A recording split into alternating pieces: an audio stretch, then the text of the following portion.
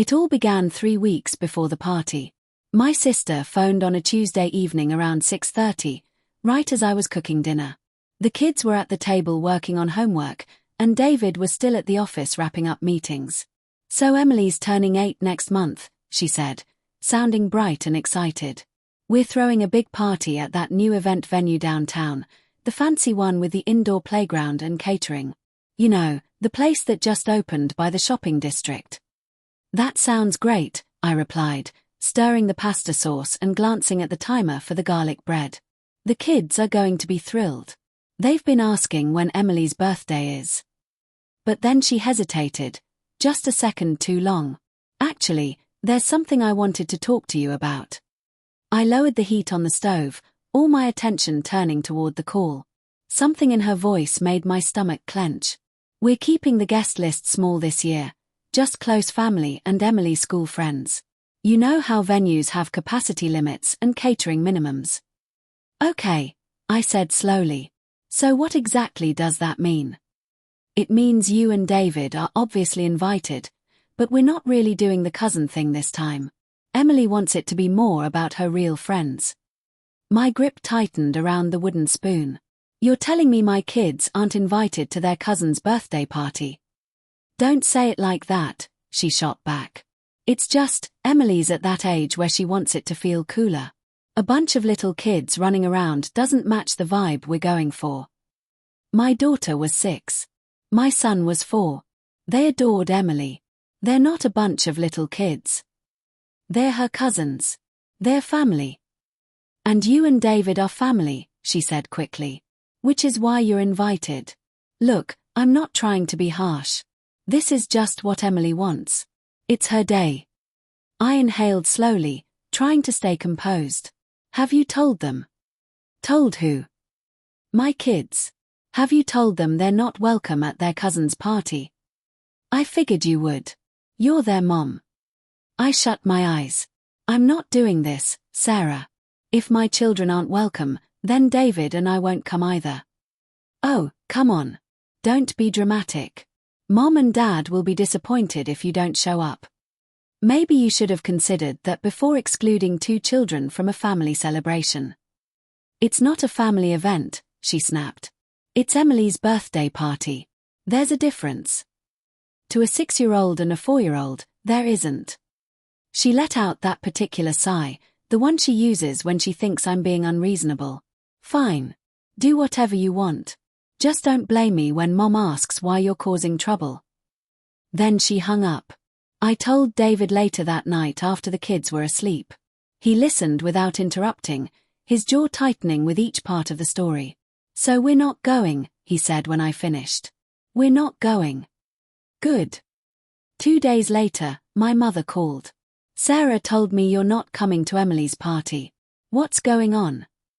I explained everything. My mother sounded sympathetic, but in the end, she sided with my sister. "It's Sarah's decision how she wants her daughter's birthday handled. You can't make her invite everyone." "I'm not forcing anything," I said.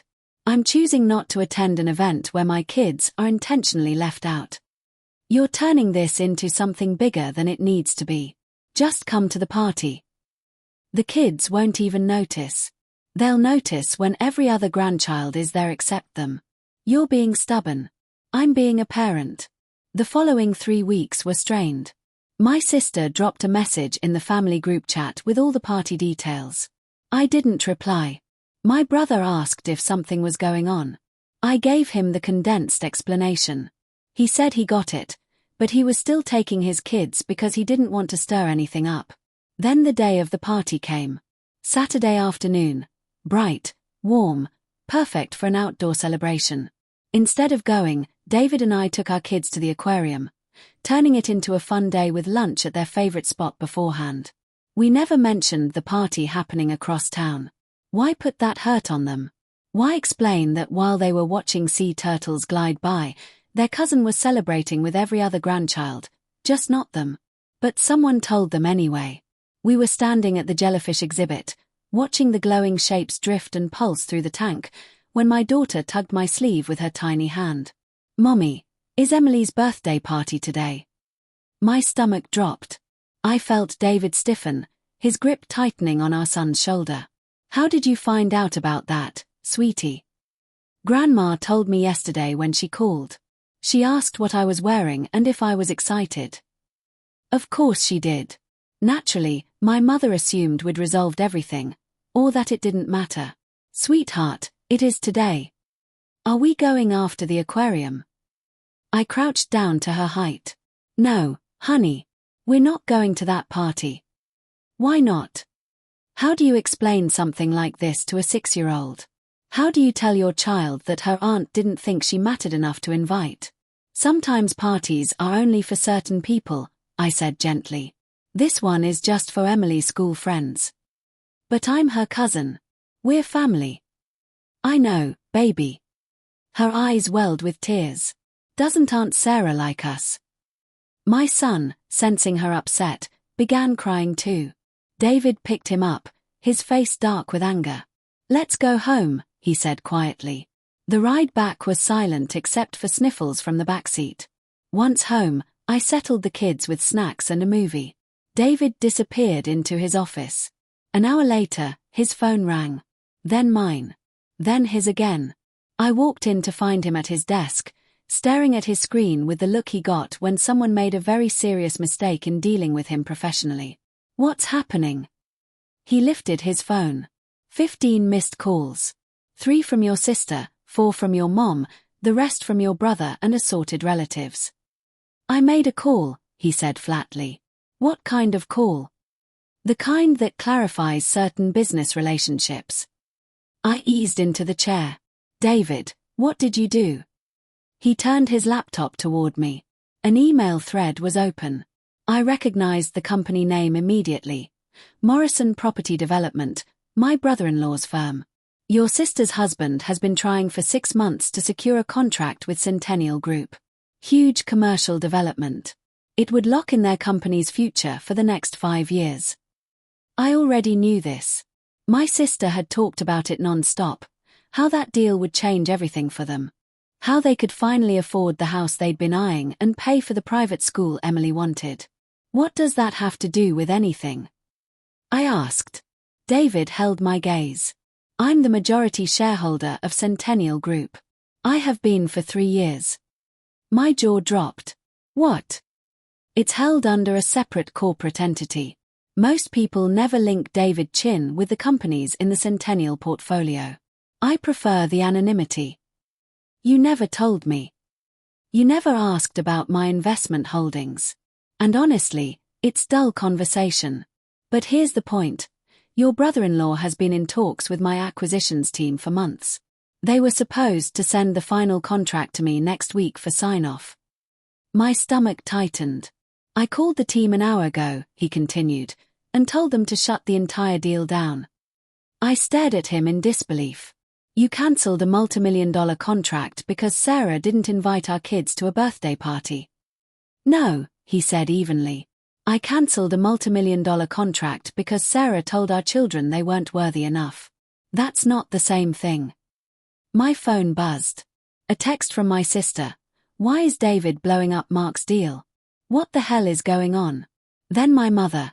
Your husband is destroying your sister's financial future over party invitation. Call me. Then my brother. Dude, this is nuts. Get your husband under control. David's phone lit up non-stop. He ignored every call. They don't know it's you, I said quietly. They don't know you run Centennial. They do now, he replied. I told my team to tell Mark's company exactly why the deal was terminated, that the chairman himself refused to proceed with a partner who shows poor family values. David, they made our kids cry. They said they weren't important, that they didn't matter enough to be included. His tone stayed steady, but there was iron in it. I don't work with people who treat my family like that. And none of my companies will either. My phone rang. My sister. What the hell is your husband doing? She shrieked the moment I answered. Mark just got a call from Centennial saying the deal's dead because of family values concerns and that the decision came directly from the chairman. Do you know what this means for us? I know exactly what it means. This is ridiculous. Over a birthday party? You're willing to wreck our financial future because Emily didn't want a bunch of toddlers there. They're not toddlers. They're your niece and nephew. They're 6 and 4. They cried today because they couldn't understand why their aunt thought they weren't good enough. This is not proportionate. You're talking about losing hundreds of thousands of dollars. And you're talking about intentionally excluding 2 small children from a family event. Tell me which one matters more. I cannot believe you're being this petty. I'm not being petty. My husband made a business choice. He won't partner with people who show cruelty to kids. Frankly, that's a pretty sensible stance. You set this up. You knew he could tank the deal and you used it. I didn't even know David controlled Centennial until an hour ago. Apparently he likes keeping his holdings quiet. But yes, he made this choice purposefully. And honestly, I'm not sorry. Mom is furious. Dad is furious. Everyone thinks you've lost your mind. Well, everyone seemed perfectly fine with 2 children being told they weren't important enough. So forgive me if their opinions don't matter much right now. You're going to regret this. The only thing I regret is not protecting my kids sooner. She hung up. For the next 2 days, the family group chat went wild. My parents demanded a resolution. My brother tried to play mediator. Aunts and uncles chimed in with lectures about proportionality and family harmony. David ignored all of it. He spent his days in non-stop meetings restructuring parts of the portfolio. Whenever he wasn't working, he was on the floor playing with the kids. By Monday evening, Sarah appeared at our front door. No Mark. No Emily. Just her, looking drained. "Can we talk?" she asked. I let her inside. We sat in the living room. She glanced around like she was seeing the place for the first time. The photos on the wall, the kids' drawings on the fridge, the overflowing toy bin in the corner. "I didn't realize David was that successful," she finally murmured. "Does it matter?" I asked. "It matters that I misjudged what could happen," she admitted. "That's not an apology." She grew quiet for a long stretch. "I was wrong," she said at last. "Not because of the money. I was wrong before any of that." She lifted her head, eyes swollen. "I told Mark that Emily didn't want younger kids at her party. But that wasn't true. Emily never said that. I did." "Why?" "Because I was jealous. Your kids are adorable. People always gush about how sweet they are, how polite, and meanwhile Emily's been in a rough patch. Tantrums, attitude issues. It felt like everyone was comparing them, and mine always came up short. So you shut them out. I thought it would be easier that way.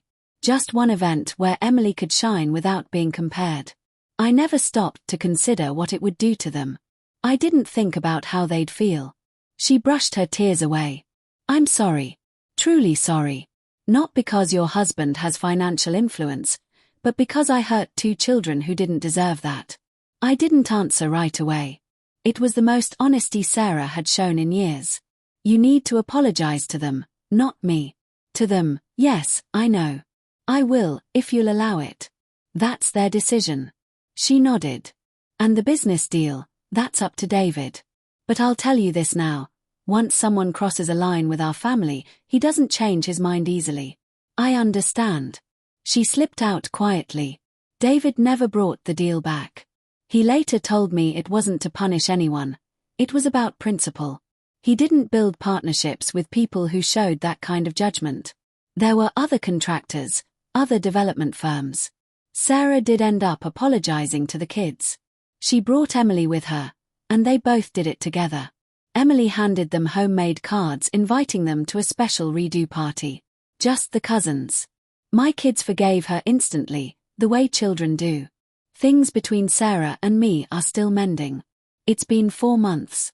We're polite, warm enough at family events, but there's a space between us now that wasn't there before. Mark's company stayed afloat. They found other jobs, smaller contracts. They're okay, just not growing the way they once expected. My parents eventually softened. Dad said he understood why David took the stance he did, even if he wished it had played out differently. Mom still insists the whole ordeal was blown out of proportion, but she stopped bringing it up at dinner. The kids barely remember any of it. They had their cousin party. They got cake and presents with Emily. That's what mattered to them. But I remember. I remember the crying in the car, the lost look on their faces when they couldn't understand why they weren't wanted.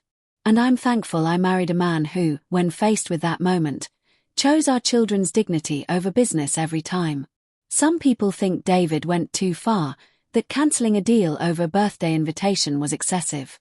But those people never saw our daughter's face when she asked if her aunt didn't like her anymore. They didn't hear our son sobbing in the back seat. And they don't understand that sometimes the biggest lesson you can give your kids is that they matter, that their feelings are real, and that when someone treats them as less, there are consequences. David showed them that. And honestly, it's the most meaningful thing he's ever done for us.